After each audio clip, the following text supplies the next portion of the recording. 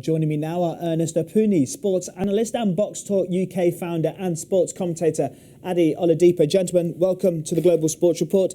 Adi, Jose Mourinho rebuking the media there for not showing him enough respect this after what Chelsea claim was overly intrusive behaviour. Does Jose have a point this time? Absolutely no point whatsoever. Look, he entertains the media. He's been doing that since he came here. He's been doing that when he left. You can't have it both ways. You entertain them and they come and they applaud everything you do, and when it goes bad you want them to go away and disappear. It doesn't work like that, Mourinho.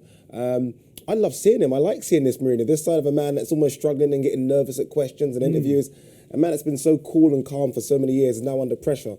And it's good to see how he copes and how he handles that pressure. So not at all. I feel like he needs to play the media the way he's been playing the media for years and just play them for what they are, which is just media reporters. And they are going to report on every single story, good or bad. And he needs to try to understand that. And the quicker he does, the quicker he moves on and gets Chelsea firing back up the table again. And Ernest, we've seen Jose being caught up in so many controversies this year, from banishing the team doctor to being sanctioned by the FA, being given a huge fine.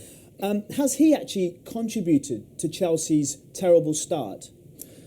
I'm wondering whether it's chicken and egg with this, because he, just as Eddie said, and spot on, I think he's always courted stuff off the field, but the performances on the field kind of allowed that to be the story, the performances. Now that he's actually got a side that's struggling, it seems a bit more frenetic. He's got a bit more irritable. So he's causing a lot more off the field, and at the moment on the field, it's not being counterbalanced for him. So I think, generally speaking, there's a lot of a contributory factor both ways, and it's not helping. I'm not sure which bit's actually going to contribute to helping the other bit to, drop the media bit and performances go up. And Adi, quickly just turning to the match itself, difficult game against West Ham. How do you see this game playing out? I think Chelsea will win. I think West Ham at home haven't been great. It's almost completely contradicts the way they play away. Away, obviously, they beat the likes of City and Liverpool and even Crystal Palace recently. At home, they've lost to the likes of drew of Norwich and lost to teams like that. So I think Chelsea away, they'll probably want to get away from Stamford Bridge for a time being. It's a London derby. I expect Chelsea to win and also win quite comfortably. I think West Ham at home just aren't the same team that play away. Yeah, an interesting game. Nevertheless, let's talk about another team who are flying as West Ham are. Arsenal, they can go top of the table, Ernest, with victory against Everton in great form. Beat Bayern Munich in the week. Do you expect them to beat Everton today? It feels as though they're starting to get the kind of bounce that they need, actually, and you would expect that the confidence from actually beating Bayern Munich, and I'm not sure many of us would have picked that as a result, bearing in mind what happened in the first couple of group matches for them. That said, I guess one of the things that really could go in their favour is actually the appalling record that Everton have playing away at Arsenal. I think the last time they beat Arsenal away, Kanchelskis scored, so you're parking that in the 1990s. However, Everton aren't in as bad of the kind of form that you might think. I think everyone's thinking of the 3-0 loss to United, but actually prior to that, they've done pretty well. Some resilient draws, they've beaten Chelsea. And so I reckon they're looking to try and bounce back. If Everton were to start strongly tonight, the match becomes very interesting, I think. And with Chelsea struggling, surely this represents Arsenal's best opportunity to win the Premier League title, because Mourinho has almost been Wenger's nemesis ever since he's arrived, hasn't he? Yeah, we say that every season with Arsenal. But we could rewind the last 20 years and get to November, and Arsenal play the best football in November, October. It's February where it seems to go wrong. Arsenal playing this kind of football right now are impossible to beat. They play beautiful football. It's when the going gets tough and a few injuries happen, what happens next. And for me, I just don't expect them to win it. I think Man City and Man United are my two favourites, and anything can happen after that. But for me, Arsenal do this every single season. I'm so happy I'm not an Arsenal fan, so I don't have to go through this.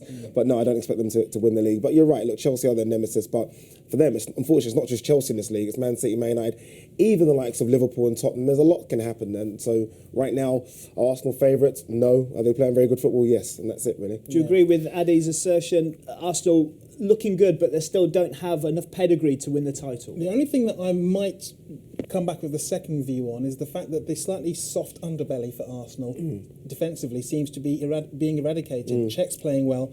They've had 3 clean sheets, one against United, one against Bayern Munich. So now, actually, I think that could be the thing that they could build off. So potentially, if they can keep it going beyond this side of Christmas, I don't see why not. They could win the shake-up. And Adi, if they don't win the title, will people look at Wenger's transfer business over the summer? Just one player, Peter Cech? Yeah, I think they will. You don't want to kind of make wholesale changes and bring in 4 or 5, but one in Peter Cech is alarming. Arsenal have got money, we know that. I still think they needed a defensive midfield player. You kind of wonder what's going to happen if a couple of injuries happen to the team, if Sanchez gets injured or comes off form. But right now, the squad is looking good. I don't think you need to make wholesale changes. We've seen the teams that have done that and it doesn't work. So I think Arsenal right now are in the best position to win the league. I just don't think they will.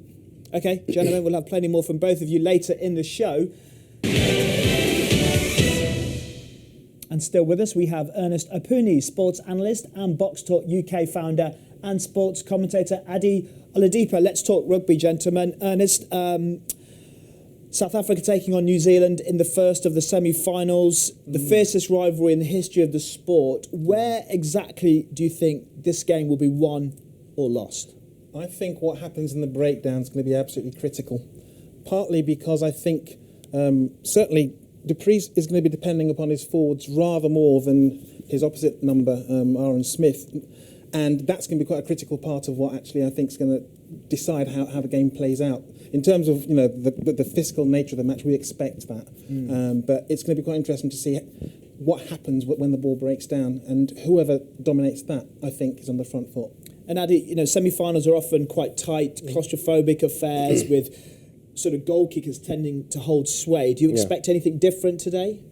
Yeah, I do. I've said New Zealand from the outset, and I just think they're playing rugby right now it's just unstoppable at the moment.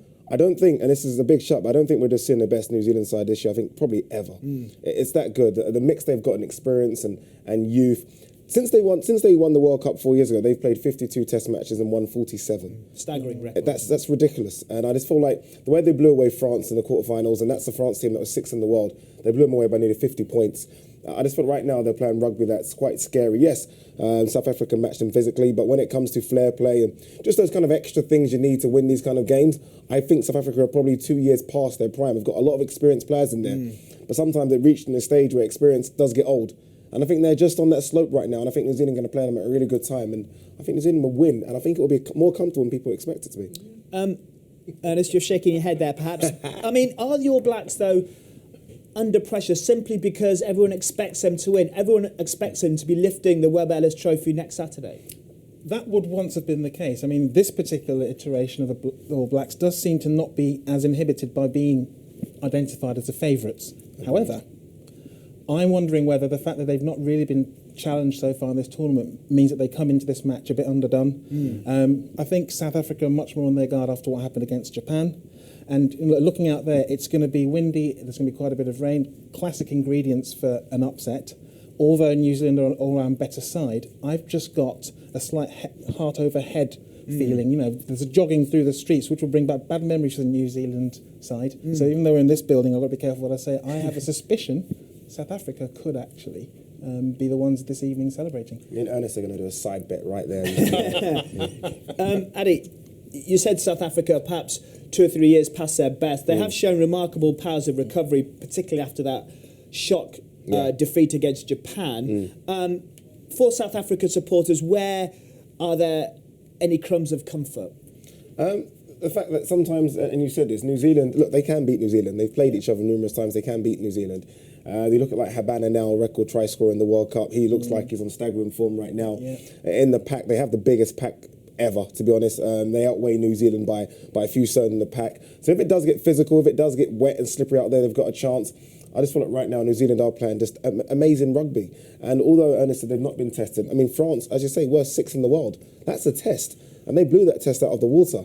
South Africa have creaks that I don't think they played amazing rugby this tournament, but they're through to the semi-final. I think that's where it stops. Okay, let's quickly now nail you down both on predictions. Okay. 30 seconds left. Adi, New Zealand and by how many points? 15. 15 points. And Ernest? I'd say South Africa by about 4 or 5. South Africa He by isn't 4 confident. or 5. Good point. Gentlemen, we'll see if these predictions do indeed come true. Pleasure having you both here on Global Thank Sports you. Report.